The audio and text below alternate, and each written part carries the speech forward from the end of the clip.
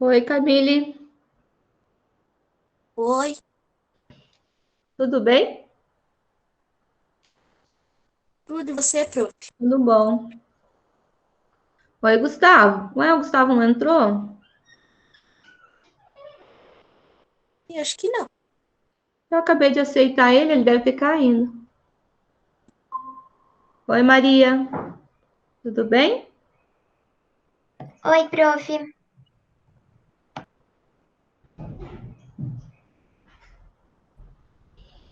Ai, ai.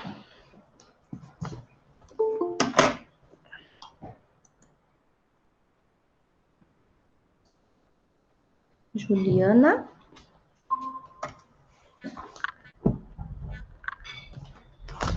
Deu uma tarefa muito difícil? Não, prof, a tarefa era fácil. Era só responder duas perguntas sobre aquele De vez em quando é bom, né?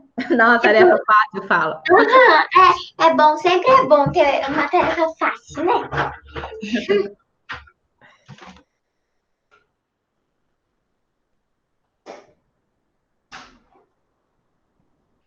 Bom dia, Ana.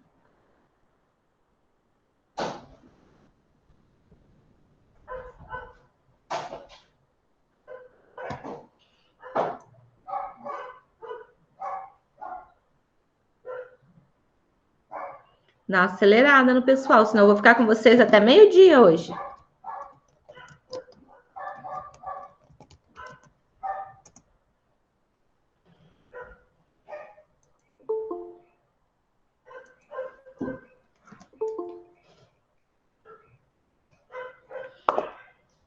Bom dia, Alcides.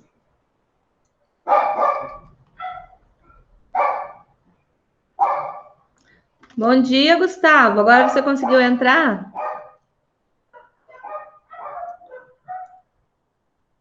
Sim, prof.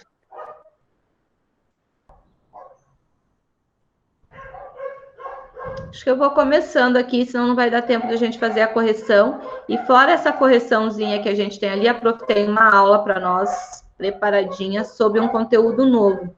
Conteúdo novo não, né? Dando sequência dentro do que a gente está trabalhando. Então, eu vou pegar a apostila primeiro aqui para a gente analisar o que a gente tinha ali. Era esse textinho aqui, né? Estão vendo a minha tela?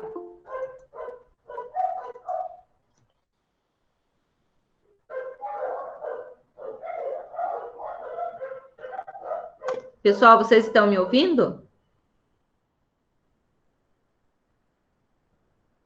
Oi? Eu não estou ouvindo vocês.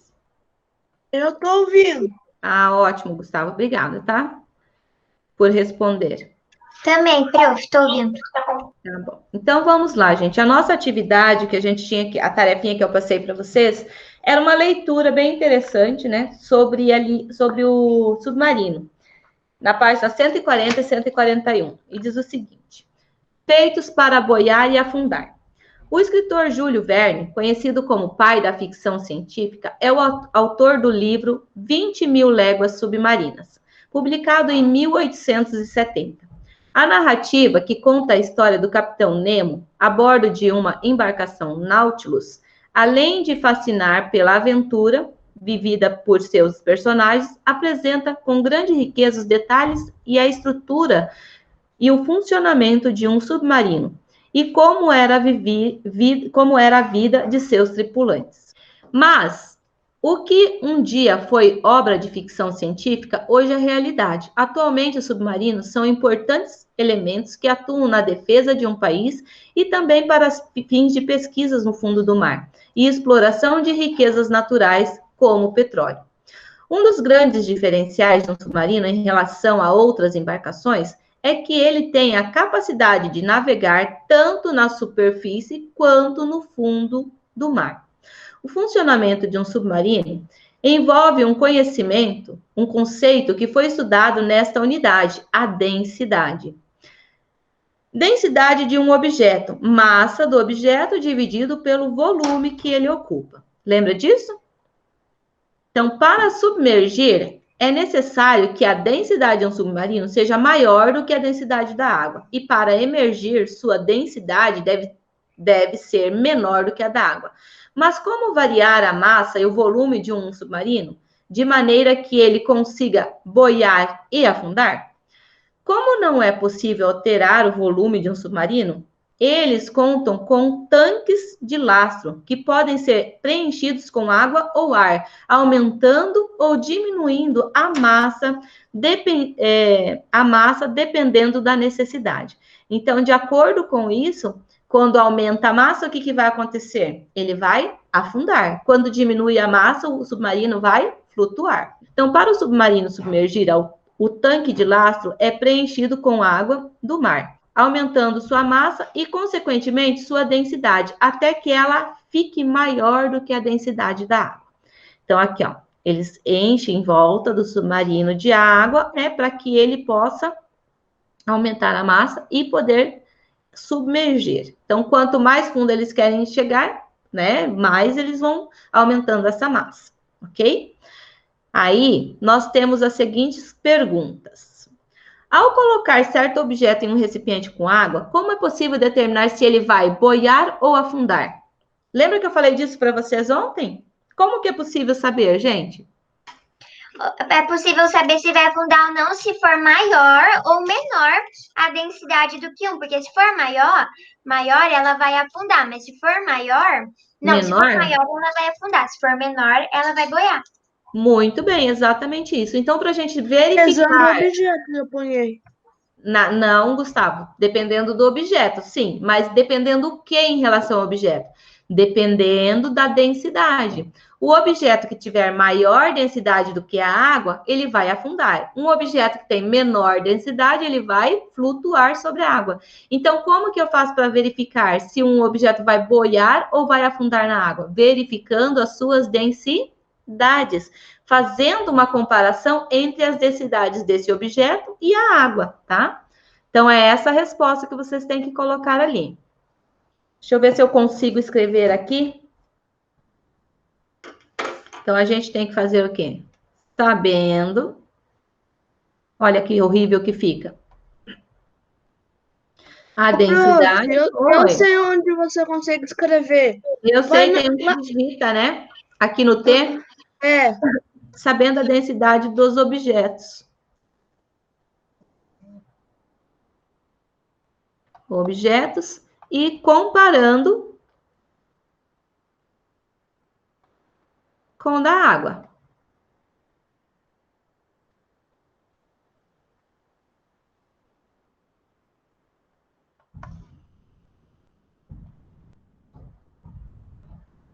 Com a da água. Se a densidade for maior que a da água, ele vai fazer o quê? Afundar. Se for menor que a da água, ele vai flutuar. Aí na letra B diz assim: cite 2 exemplos de objetos que boiam e 2 que afundam quando colocamos na água. Vamos lá. 2 objetos que boiam. Eu vou dar uma ideia aqui para vocês. O isopor, sabe o isopor?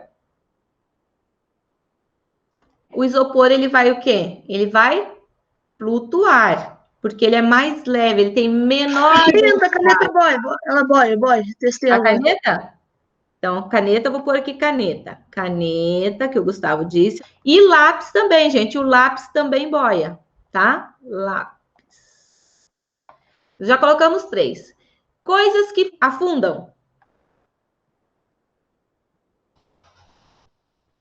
O que afunda, Maria? Pedra.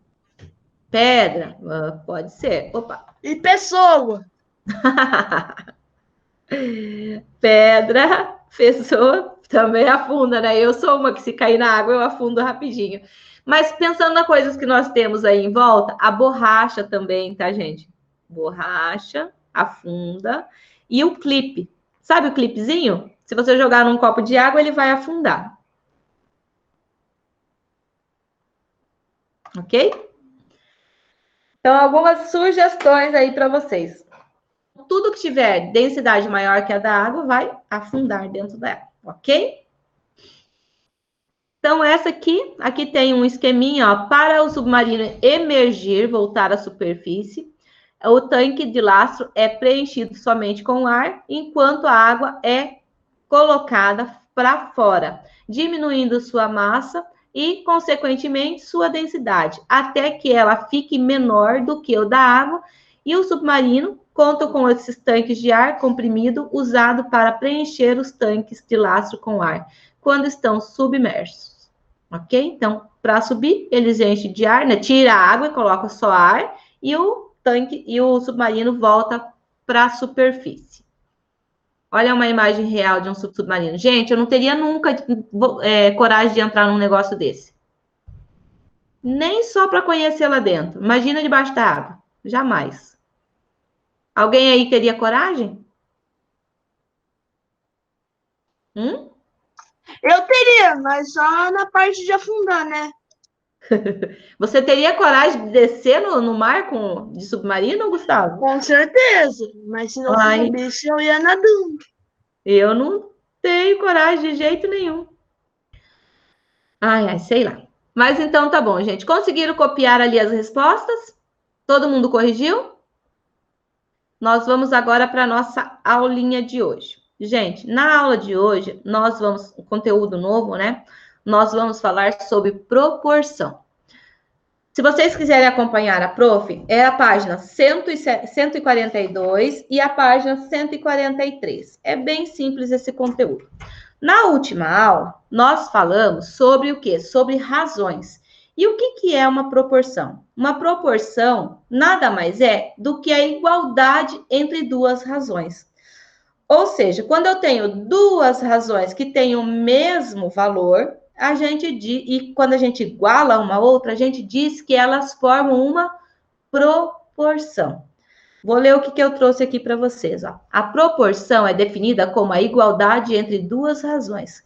Caso essa igualdade seja verdadeira, então dizemos que os números que formam as razões, na ordem dada, são proporcionais.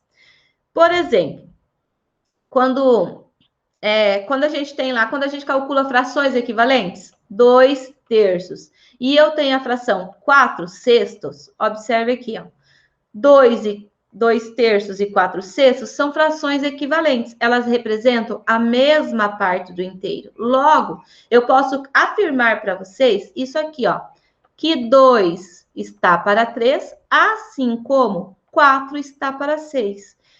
Por quê? Porque elas aumentaram na mesma razão. Se eu dividir 2 por 3, quer ver quanto que vai dar? Deixa eu pôr aqui a razão para vocês. 2 dividido por 3 é igual a 0,666 infinitamente. E 4 dividido por 6 é exatamente a mesma coisa, ó, 0,666 infinitamente.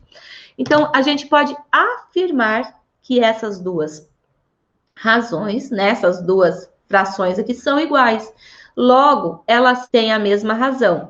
Então, nesse formato que eu coloquei aqui, nesta ordem, 2 para 3 e 4 para 6, a gente diz que esses números são proporcionais. O que quer dizer isso? Olha aqui, do 2 para o 4, aconteceu o quê? Aumentou 2 vezes. Do 3 para o 6, aumentou também 2 vezes. Então, essa fração inicial, né, ela aumentou proporcionalmente para que eu pudesse obter a minha segunda fração, que é a nossa fração equivalente. Então, quando a gente fala de proporção, é exatamente isso, tá? São razões que têm o mesmo valor, exatamente igual. Então, é bem próximo do conceito de frações equivalentes, certo? Então, a gente pode verificar se as razões formam uma proporção na ordem que elas são dadas. De que maneira? Observe aqui, ó. Verifique se os números 11, 44, 13 e 12 formam nessa ordem uma proporção. O que significa nessa ordem? Que eu vou pegar o 11 para o 44 igual ao 3 para o 12. Então, eu tenho que montar a minha proporção assim, ó. As minhas razões. 11 está para 44 e 3 está para 12. Como que eu vou verificar isso? Eu posso calcular a fração irredutível das duas ou resolver essa divisão, 11 por 44. Eu vou calcular a fração irredutível, tá? Então, 11 e 44 é a mesma coisa. O 11 e o 44 são divisíveis ao mesmo tempo por quem? Por 11. 11 dividido por 11 dá 1. E 44 dividido por 11 dá 4. Agora, eu vou fazer a mesma coisa com essa aqui, ó. Então, essa aqui é essa que eu reduzi. Vocês estão me ouvindo, gente? Vou colocar reduzida, tá? E aqui, ó, 3 e 4, 3 e 12 são divisíveis ao mesmo tempo por quem? O 3 e o 12 está na tabuada de quem ao mesmo tempo? Na tabuada do 3, né? Então, 3 dividido por 3 dá 1 e 12 dividido por 3 dá 4. Observe aqui, o que a gente conseguiu? Duas frações equivalentes às primeiras que eu tenho, que são exatamente iguais, certo? Então, a gente pode afirmar que nesta ordem, desse jeito que a gente está apresentando aqui, o primeiro para o segundo, o terceiro para o quarto, as duas razões que a gente tem formam uma proporção, ou seja, 11 está para 44, assim como o 3 está para 12. Então, é desse jeito que a gente escreve uma proporção e é desse jeito que a gente lê também uma proporção, tá bom? Então, 11 está para 44, assim como 3 está para 12. Desta forma que a gente lê. Pessoal, vocês estão aí ainda? Sim, não? Sim? Estão entendendo até agora o que a prof falou? Olha lá. Então, quando se tem duas razões e ambas estão sendo comparadas por uma igualdade, ó, tá vendo que eu coloquei uma igualdade aqui? Temos uma proporção. Por que eu posso pôr esse igual? Porque esses dois valores têm a mesma razão. Se eu dividir 11 por 44, vai ser exatamente o mesmo valor de 3 dividido por 12. Eu fiz a fração irredutível ali, mas vou fazer a divisão para vocês verem. 11 dividido por 44 dá 0,25. E 3 dividido por 12 também é, ó, igual a 0,25. Então, a gente pode afirmar que essas duas razões são o quê? Iguais. Quando eu faço a igualdade entre duas razões, eu tenho o que a gente chama de proporção. A mesma coisa aqui, ó, quando eu coloquei o igual entre essas duas frações que eu tinha, eu fiz o quê? Eu transformei isso em uma proporção. Esses valores são proporcionais. Ou eles aumentam na mesma proporção, ou eles estão diminuindo na mesma proporção. É claro, nesta ordem que foi colocada. Agora, se eu colocar assim, ó, 44 para 3 e 11 para 12. Eu vou ter uma proporção? Não. É só eu dividir aqui, ó. 44 dividido por 3 vai dar 1,3. Ó, 3, 3. E 11 dividido por 12 vai dar 0,92, aproximadamente. É igual? É igual isso aqui? Isso é igual a isso? Não é. Então, isso aqui, ó, fora de ordem, esses números, os mesmos números a gente pegou fora de ordem, não formam para nós uma proporção. Então, para formar uma proporção, eu tenho que seguir uma ordem que os termos foram dados e existir uma igualdade entre elas. Certo? Se não tiver a igualdade, não tenho proporção. É o que está dizendo aqui, ó. Quando tem duas razões e ambas estão sendo comparadas por igualdade, então temos uma proporção, ok? E caso seja verdadeiro, então os números são proporcionais. Caso contrário, não serão proporcionais. Propriedade fundamental da proporção. O que é a propriedade fundamental? Por meio dessa propriedade, a gente pode determinar se números são proporcionais entre si ou não. Se a igualdade entre as razões ali forma uma proporção ou não. E o que diz essa propriedade? Diz o seguinte: o produto dos meios é igual ao produto dos extremos. Que quer dizer o que isso? Então, observe aqui, eu vou ter uma fração ali, aquela que a prof trouxe, 11 está para 44, assim como 3 está para 12. O que a prof leu aqui, ó? Produto, o que é produto, gente? O que significa produto? Multiplicação. certo? É a multiplicação entre números. Dos meios é igual ao produto, a multiplicação dos extremos. O que são meios e extremos em uma proporção? Observe que nós temos aqui o 11, o 44, o 3 e o 12. Eu posso afirmar para vocês que o 11 é o meu primeiro termo, que o 44 é quem? O meu segundo, né? Ó, nesta ordem, primeiro, segundo. O 3 é o nosso terceiro termo e o 12 é o nosso quarto termo. Então, o que são os extremos? Os extremos de alguma coisa é o começo e o fim dessa coisa. Então, quem é o meu começo nesta proporção aqui, entre esses 4 números? Quem é o primeiro? Quem é o primeiro? Me ajudem. Quem é o primeiro número que aparece nessa minha proporção que eu montei aqui? 11 para 44 e 3 para 12. Pessoal, vocês estão aí ainda? Ninguém sabe me dizer quem é o primeiro número desses 4 que eu tenho aqui? Galerinha. Maria, você está aí ainda? Tô, prof. Por que vocês não respondem quando eu pergunto, gente?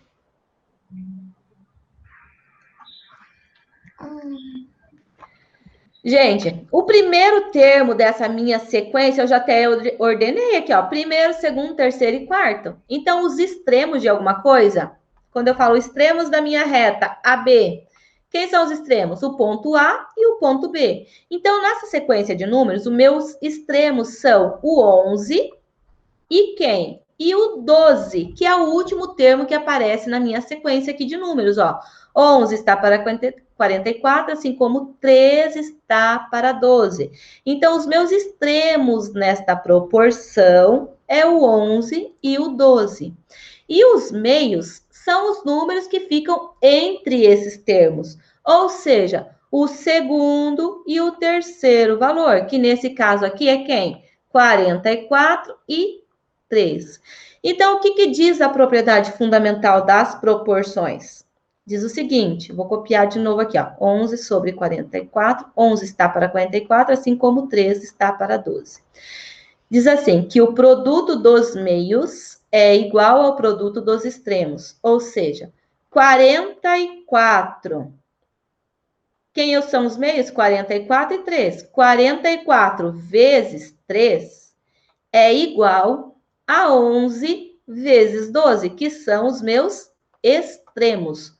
11 vezes 12. Realizando essa multiplicação, nós vamos ter aqui, ó, 3 vezes 44, dá 3 vezes 4, dá 12, vai 1. 3 vezes 4 dá 12, vai 1 também, com 1 que foi, vai dar 13, 132. Agora, fazendo 11 vezes 12. 10 vezes 12 é 120, mais 12, 132. Olha lá. Então, a multiplicação dos meios é igual à multiplicação dos extremos. Então, eu posso usar esta propriedade para verificar se eu tenho uma proporção ou não. Outro exemplo, se eu tiver ali 1 está para 2, assim como 4 está para 7. Multiplicando, 1 vezes 7 é 7, 2 vezes 4 é 8. 7 é igual a 8? O que vocês acham? 7 é igual a 8? Eu posso afirmar isso? Sim ou não? Eu só quero um sim ou um não, gente. 7 é igual a 8? É. 7 é igual a 8, sim ou não?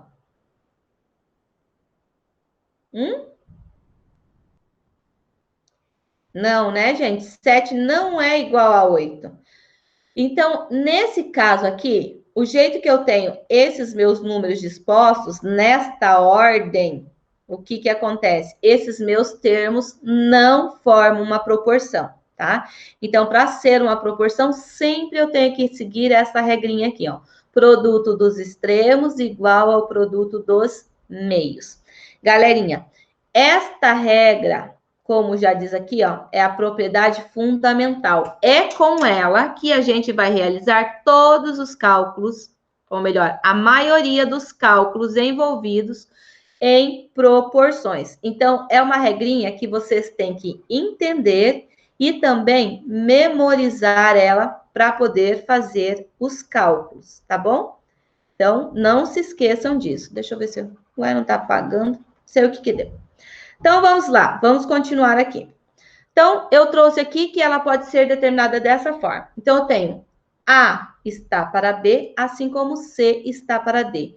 Esta igualdade garante que esses termos que eu tenho aqui, eles formam uma proporção nessa ordem. Assim, a minha propriedade fundamental, que diz lá que o produto dos extremos é igual ao produto dos meios, é exatamente o quê? O A vezes o D, o primeiro vezes o quarto termo, é igual ao produto do segundo termo, que nesse caso é o B, pelo meu terceiro termo. Ou seja, produto dos extremos igual ao produto dos meios. Então, é exatamente isso aqui que vocês têm que saber para realizar os cálculos. Um exemplo com o cálculo, como que eu vou resolver isso? Verifique se os números 15, 30, 45 e 90 são proporcionais. Aí diz aqui, ó, devemos, nesta ordem, montar as razões e, em seguida, realizar a multiplicação cruzada para ver se existe uma proporção. Por que a multiplicação cruzada? Para verificar se o produto dos extremos é igual ao produto dos meios. Se forem iguais, então é uma proporção. Nessa ordem, o que eu vou fazer? Primeiro, 15 está para 30, assim como o 45 está para 90. Agora, para eu verificar se é uma proporção ou não, eu vou fazer o quê? 15 vezes 90, produto dos extremos, tem que ser igual ao produto dos meios, 30 vezes 45. Ok? Só deixa eu ver aqui uma coisa. Vocês estão aí ainda, galerinha? Deixa eu olhar lá, porque ninguém me responde, né?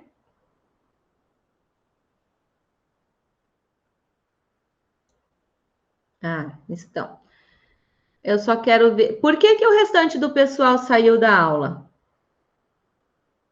Eu vou dar falta para quem saiu. Vou printar porque aqui. já são 11h17, prof. A aula só termina quando o professor libera.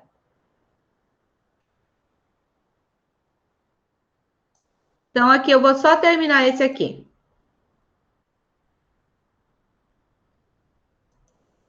Demoram 10 minutos para entrar. E daí, depois, no final, querem sair no horário?